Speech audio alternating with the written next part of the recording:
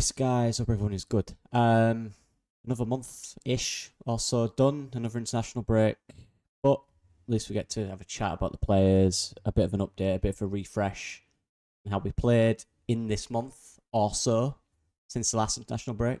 Obviously, this performance review now will cover Sheffield United, Watford, Plymouth, Bristol City, Millwall, and then QPR. Those are the games we're analysing in this. We're going to talk about each individual player, how I think they performed, give them a score, and then at the end of the season, I'm going to take each score each month and analyse who was the best player in that season based on each month. So yeah, let's just get straight into it. Of course, starting with the goalkeeper really quickly. There's not much to speak about with the goalkeeper, like usual. Let's just say he had a better one than last month. Yeah. Obviously, we know what happened at the end of the last review. He had a bad mistake, didn't he? But and have not done much in those last 6 games. Just gone about his business, done fine, done all right. Is what it is. Give him a 6, decent, solid. Next, nothing really to speak about. Not offended anyone, not made any big mistakes or anything really. Done all right, to be fair. So yeah, this is what we're at. There we go. Something interesting. Centre backs. Now, there's some scores people may find harsh in this. I think most people will agree. The lenient scores are with these two. And I think most people would agree that a 9 and an 8 are very fair. It genuinely is so kind of not frustrating, but annoying when we look at the game and how good we are, yet that's always about the attacking side, right? That's always about how you look on the eye, how entertaining it is from an offensive perspective. And that's where the inconsistency is. But in terms of a partnership, in terms of two people doing their absolute best to not even concede a chance, look no further than these two guys. Of course, it's a structure, it's a team. It is. It's the team structure, but the biggest part of that is these two guys right here. And honestly, this month, how many goals have they conceded? 1? 2? The point being, they've been phenomenal. The amount of shots against, the amount of chances they've defined, the amount of headers they've won, the amount of second balls they've won, recovery runs. I don't give 9s easily, you guys know this, but these two epitomise everything consistent about Leeds this season. These two are at the forefront of it. They must be frustrated in games where they're defending each game so well. The front four or the attacking side of the team not finish it. It must be so frustrating for these two guys because they are each week just doing everything they need. Every single thing. I think they've both been phenomenal. It will be downs in this video, but this is not one of them. These two guys were, again, another month of pure solid. Rodon's back to his best. Strout just looks too good. I'll be honest with you, he looks too good. There's 1 or 2 moments each of them have had, like mistakes, made wrong decisions, stuff like that. But as an overall performance, when I'm reviewing it, absolutely spot on. And I think most of you guys would agree as well. If you didn't, let me know. Obviously. If you think it should be lower, please let me know. But for me personally, I'm just, such an underrated part of the game. And these two are epitomise everything good and consistent about Leeds United this season. It's the boring side of it, but it's the part that will get us promoted. We won't get promoted because of our attack. We'll get promoted because of these two guys. The attack will chip in with it, but these two guys do it every single week. Yeah, obviously Schmidt's behind me. He's NA. He's not played enough. I want to review people that have played 90 or more minutes. Schmidt obviously played a bit against QPR and looked decent, and I do want to see more of him because I like him as a player. I think he's very tidy, very good player. We've not seen him yet. Hopefully he gets his chance. Hopefully he's done enough to get his chance. I'm assuming he is, but needs to keep pushing, needs to keep going, and eventually he won't have a choice but to play him. But anyway, fullbacks has been a tough one, I'll be honest. It was a tough one to rate. Purple for me has had a frustrating month. Obviously, he missed 1 game out with the ban. He missed the QPR game with the ban from a silly headbutt. I know it was really soft, people, and the player should stay on his feet. It's pathetic. But at the end of the day, you know for a fact, if you do that, you put yourself in the window to be criticised. You shouldn't do it. It's stupid. Just think. He's let his team down. Is what it is. I don't think he's been at his best this month. And I say best, I mean standard he's set. You know, obviously he's still been good. He's still been quality. He's still probably got 1 or 2 assists in there. But I just think the level in which he set himself for this month, he's not really found a consistent run. That won't help with the red cards and stuff, obviously. And just the form hasn't been peak Firpo this month. He's not been bad by any means, but he's not been the best performer. I think there's months where he's been better. Bogle, for me, just going off that, has had a better month than Firpo. I think he's been more consistent. Obviously, he had the ban as well. I believe he's just been more consistent in games. It's games where it's frustrating, Bogle, and I mean this in the best way possible. I don't think he's the most intelligent player at Leeds United. I think he's a good player that will listen to instruction and do his thing, and in the final third is very creative. I don't think he's the type of player like who looks at the game in kind of a way like Firpo does, or a Byron maybe. And look, I wasn't either. I'm not, you know what I mean? That's normal. I'm not that type of player.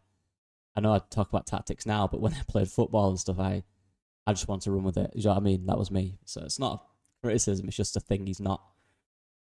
But he's been better. He's improved this month. I think he's been really consistent. He's really good against QPR. Obviously, got the goal. He's got 2 now. He's on 2 goals this season. He could have had 3 or 4 assists if people could finish. That's the facts of it. He still looks inconsistent defensively because he is. That's the player he is. But for the most part, I think he's been very good. And I think 7's a fair rating. I think he's slowly becoming a very consistent performer at right back for us, Jadon Bogle. You've got to remember, this guy came from a Premier League side that were getting battered every week. Do you know what I mean? So theoretically, it's going to be tough to get back into it. Finding yourself as a player again, finding your confidence, finding the bravery side to your play. I mean, you've come from a team that's getting battered every week. It's hard to find that. I think he's dealing with it now. He's dealing with playing for Leeds United. He's feeling comfortable and he looks decent. There's still levels to go, definitely. But he looks decent. Sam Byram, I give him a 6. Very solid. Again, he's not played too much because I'm not going to give him a ridiculous performance review rating when he's not played that much. When he's come in, especially right back, I think he looked very good in the game. It was at Millwall. I can't remember Plymouth where he played right back. I thought he was very good. Left back, obviously, he's not left footed, so everything's a bit more. The angle's always a bit tighter. The options are always a bit less. Everything's a bit more compact. On the right, I thought it looked decent, very decent. I give him a solid 6. That's the fullbacks, and the fullbacks are an important part of the team as well. They are part of that defensive unit that has kept so many clean sheets, that has restricted so many chances. But they've just not quite been consistent enough this month to get in them 8s and 9s, to be honest. I think they need to find that consistency, and there's a lot of football. Obviously, Firpo's going to waive international duty again. Ideal. You know, but that's the way it is. Whatever. But yeah, they'll be hoping to improve, I think. But Bogle's been good. Central midfield, sad state of affairs that I had to get rid of. Grueff and Ampadu. Obviously, they've not played a single minute. They're injured still. The way it is, unfortunately. But with those guys injured, we have arose to unbelievable players at this level. And this guy up here. Where do we start? We talked about Gulavogi just real quick. I didn't rate him because he's not played enough minutes for me to give a proper rating. I think we can all sit here and say, get the personality side of it. I can't put that into a performance review, which is brilliant, by the way. But on the pitch, you can see exactly the type of player he is, and you can see exactly what he'll bring. Do you know what I mean? You can see how this guy. You can see why this guy played at a high level. It's clear he's obviously not got the kind of legs or whatever you call it that he used to do 3, 4, 5 years ago. But you can see his quality. And this is a guy that's not played much recently and has been a free agent. When he comes on that pitch, you can see how he changes the game. You can see how he plays with the intensity, the way he reads it. And I just hope he plays more. I don't think he will, because that's his role. He's got to accept that. He's coming to the team late. He's coming as a free agent based on the injuries we had. So he won't play much. That's just his role, I'm afraid. Look, if he's putting in performances at training, he's going crazy with it, we'll see more minutes from him. There'll be games where we need him this year. There will be games where we need him more and longer. They will be 100%. And I think he's ready to come in straight away and do a job for Leeds United, I do. Because there is weaknesses defensively for me. We'll start off with Rothwell. He's been solid, hasn't he? He's been solid. I give them both an 8 because I think that's fair. The only difference for me that could potentially make Rothwell slightly lower is I do think he tires earlier in games than Tanaka. But again, that's obviously down to the fact that he drives more with the ball. He's a lot more box to box, as Tanaka is predominantly deeper and finds little pockets and passes and moves. Whereas Rothwell has them intense bursts.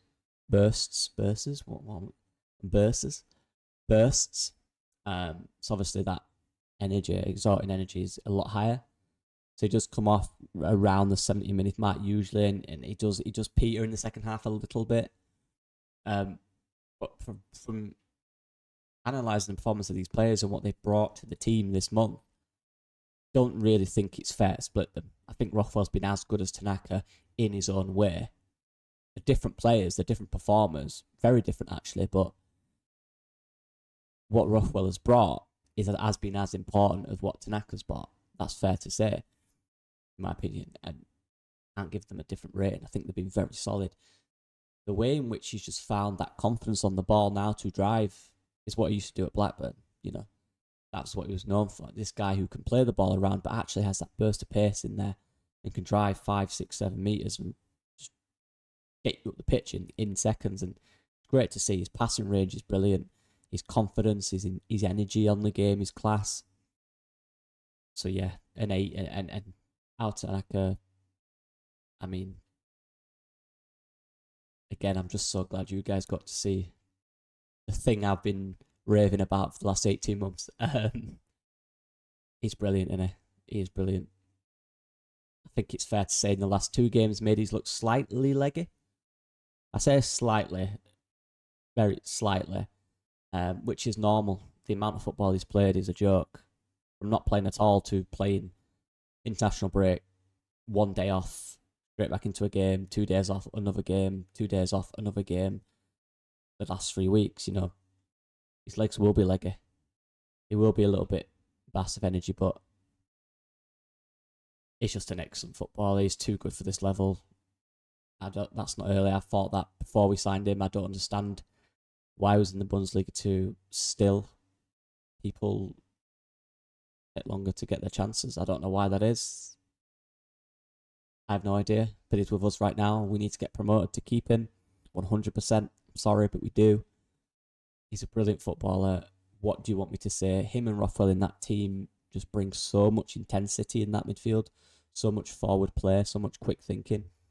And for me, again, I'm looking at the front 4 with lower ratings, you'll find out, by the way, who need to be on the level of the back 2 centre-backs in these 2. They need to find the consistency the rest of the core is bringing, because they're not there yet. But yeah, Tanaka, Rothwell, long may it continue. Still that thing I keep saying, people keep trying to say, no, it's not. They're not defensive players. They don't love defending. They will get beat relatively easy. They do lose their trackers. They do lose their markers. They're not Ampadu and Gruev in that sense. That's what I'll say. What they are, of what they bring, they are doing it at a very consistent and impressive rate. The attackers. And before I get into the others, Ramazani, I give a 6.5. He was good in the Sheffield United game. Very good, I thought. And obviously got injured in the Watford one early on where he played really well. He started really well. I can't give him more than that. He's not played. So I'm going to give him 6.5 and stop talking about him. Hopefully he gets back soon because, my God, we miss Ramazani. He's just that X factor, that little creative spark. The guy who's just going to do a bit something special that we don't really expect, you know. I'll start off with Solomon. Again, obviously, the start of the month was injured, then couldn't get back in the team because obviously Nonto, Dan James are playing well. Wasn't great when he came on, grew into the game against Millwall. Weirdly, I thought he started better against QPR. I thought he looked really sharp in his first kind of 6 or 7 movements. After that, did kind of make some bad decisions. Overthinking again. Look, trust me, as a winger, I know exactly what wingers are thinking. The amount of work I've done with wingers, honestly, guys, it's mind blowing. In the last 3 years, I feel like all I've done analysis on is wingers, you know, with work and uni and stuff like that. So I can tell a player when he's not playing himself. I can tell a winger when he's not confident. He's playing within himself. He's still hesitating on decisions. He's not confident. And that's affecting the way he does things. That's affecting his quick decision making on the ball to drive, get past that defender. What he's doing is getting that ball, then he's thinking about what he's doing. When naturally, the instinctive and confident winger, they already know when they get it instinctively where they're going to go, what they're going to do. And that's the disconnect currently with Mano Solomon. In order to get the best him, which is really, really good, we'd need that. Will we get that? I don't know. I hope we do. Because, my God, if we do, that's an unbelievable asset for this club. But I don't know if we will. I hope we do. And I've seen glimpses of him getting sharper, getting better. You know, but I need to see it more. So 5.5 for now, because I expect so much from him. But if he stays fit, I think that will be a lot higher. But let's see. Nonto and Aronson. Now, like I said, inconsistency. Nonto's frustrated me a little bit. I think last month he was really good. And against international break, I just think he's been too inconsistent. Do you know what it is? I think we're all looking for these players that are just going to bring us just moments that we don't forget. This team is good. This team has a lot of work ethic. It has a lot of quality. There's never really moments in games that I go, do you remember when Nonto did this? Do you remember when Aronson did this? Do you remember when Ramazani or Solomon did this? Ramazani's a bit different. We're not quite having those kind of highlight reel moments from these players yet.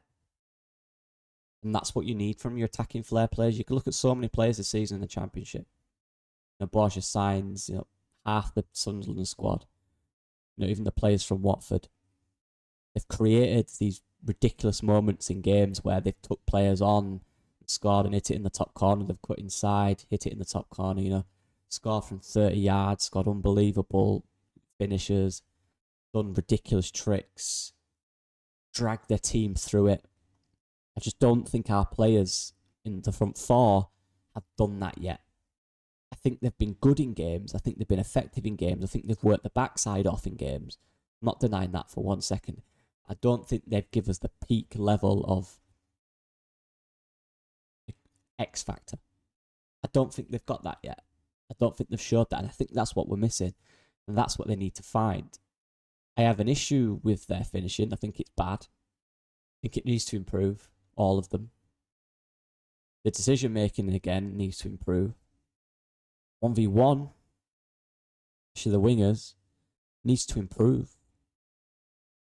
It's not good enough for their standard as well. This is their standard they've set. I'm seeing them losing duels in 1v1 situations too much for me. Or not going at them 1v1 too much. You know? That's my problem with these guys. It's not the talent. It's not what they can do. It's having their margins of unbelievable. At the end of the game where you can sit and chat and go, do you remember when Nonto did this? Remember that goal Nonto scored in the top corner where he cut inside and hit it in the top corner? Like Somerville had, like Rutter had last season, you know. Those moments of brilliance. Dan James had one. The goal.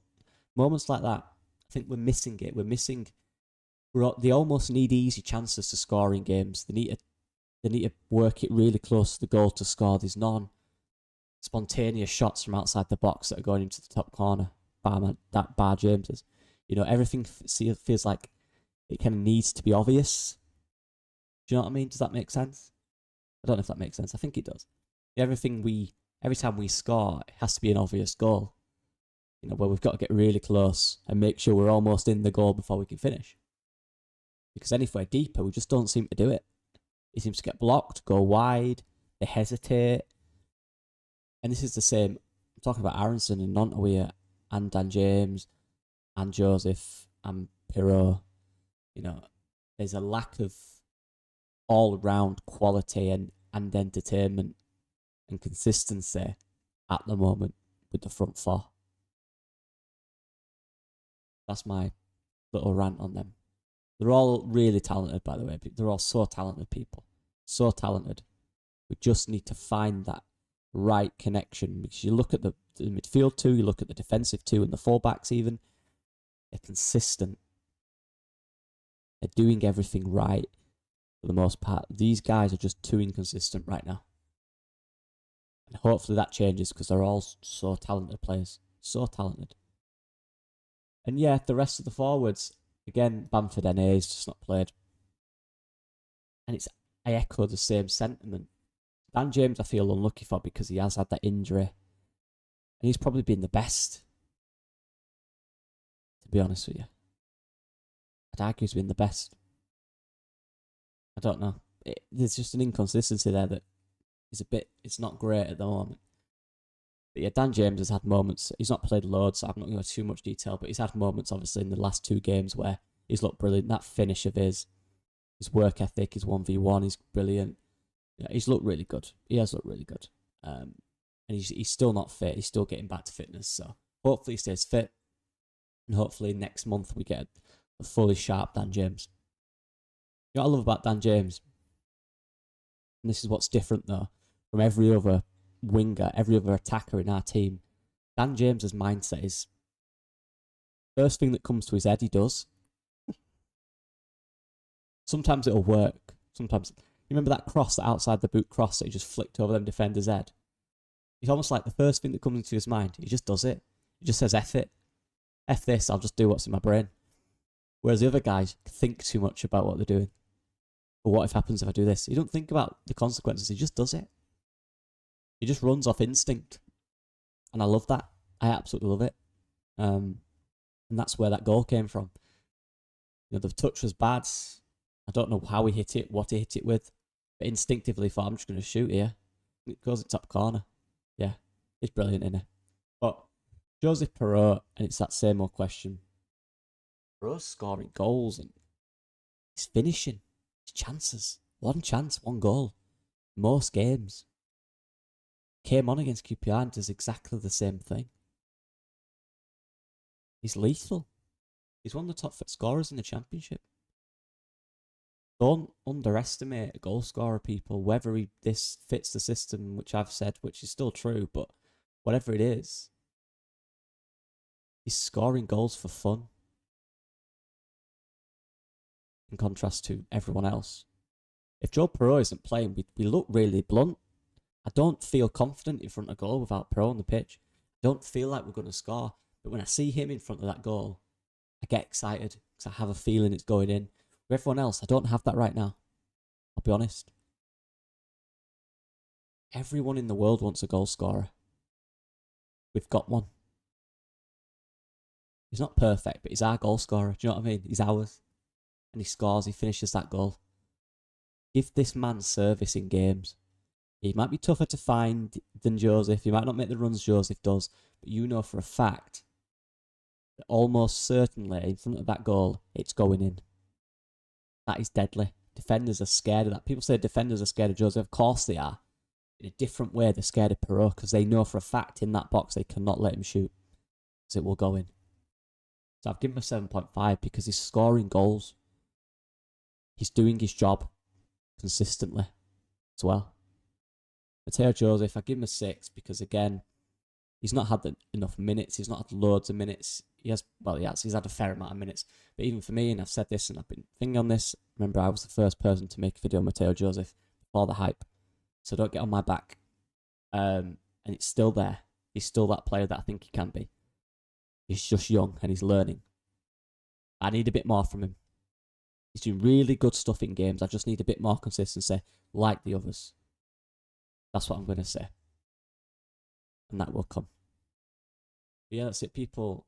Let me know what you guys think. Do you agree? Do you disagree? I think it's been an interesting month, a very interesting month for the team, for Leeds United. There's levels we need to get, there's levels we need to reach because we're not at optimal yet. It's been a weird month, hasn't it, since Sheffield United? Really strange. You know, lots of positives, but within those positives are some weird stuff. I don't know, it's just weird. This whole season's a bit weird, to be honest. I feel like we need to stop these international breaks now, which we are. Just have 10, 15 games without a break. Just to really get into it. I feel like you can't really get into it with these breaks. I hate it, to be honest. But yeah, let me know what you guys think. I appreciate all the support as usual. There will be videos coming this international break. I will keep you informed. See you guys in a bit. Bye-bye.